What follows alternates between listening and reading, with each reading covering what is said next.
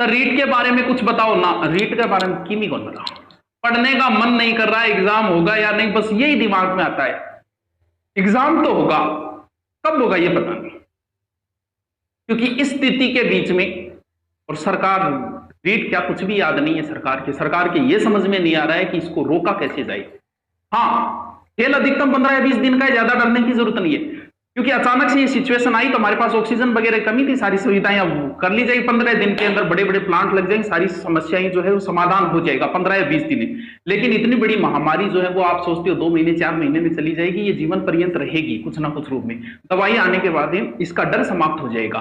तो इसे वर्तमान की स्थिति के आधार पर अगर हम देखें तो 2-3 महीने तो इस सिचुएशन को नॉर्मल होने में लगेगा। पहले कोरोना बच्चा था तो इतना उत्पाती नहीं था, फिर अब युवावस्था में आ गया तो उत्पात मचा रहा है, फिर तीसरी स्टेज में बुढ़ापे में चला जाएगा और बुढ़ापे में आदमी उत्पात नहीं करता। तो ये बीच वाली स्टेज जो है ना, दूसरी स्टेज, ये खतरनाक है। तो इससे 15 या 20 दिन का है। ये सिचुएशन इटली जैसे देशों में पहले आ गई थी, हमारे अब आई है। उन देशों ने भी निपट लिया था तो हम भी निपट लेंगे, डरने की कहां जरूरत। प्रणाम गुरुजी, मैं पिछले 18 महीने से रीट की तैयारी कर रहा हूं। अब इस बार मेरी हिम्मत टूट चुकी है, जब की आगे तैयारी करूं, परीक्षा का पता नहीं कब होगा। अरे जब तू 18 महीना लाग रहे हैं और अब जब तू घरे बैठे कर रही हो, क्यों बोल दिया?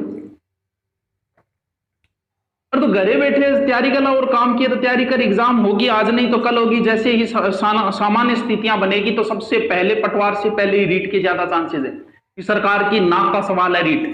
सरकारें पलटाती है रीट, अध्यापक भर्तियां हमेशा सरकारों को पलटाते आई है।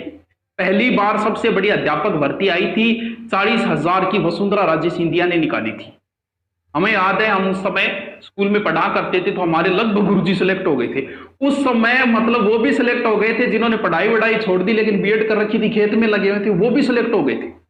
इसके तुरंत बाद जो सरकार आई थी गहलोत की सरकार, फिर कोई भर्ती नहीं आई तो लोगों को लगा कि हम वापस वसुंधरा को लाएं, तो वो 40 फिर वापस सरकार पलटी। हर बार सरकार पलटने की वजह अध्यापक भर्तियां